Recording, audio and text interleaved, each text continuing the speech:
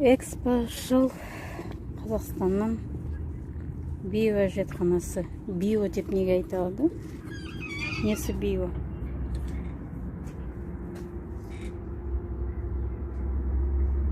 Әжетхана емес, контейнер ғой мына. Адам зәрін жинайтын, зәр үлкен дәретін жинайтын.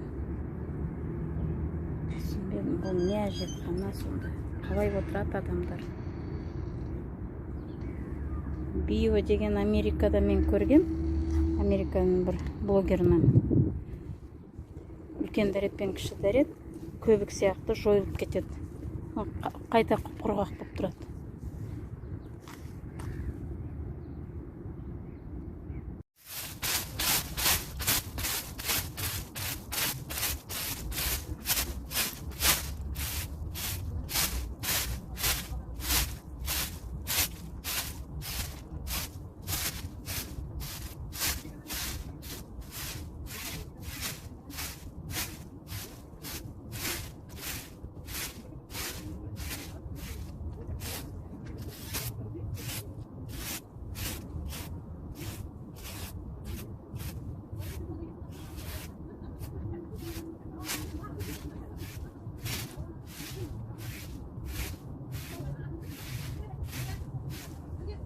Мамам не писай.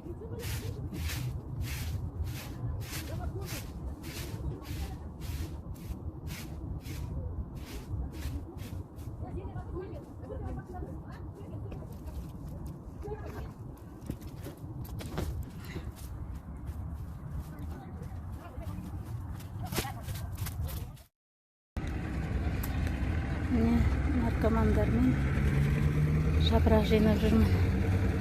Түстен кейін сағат 2-ден 6-ға дейін тура тоқтамай жапырақ жинаймыз.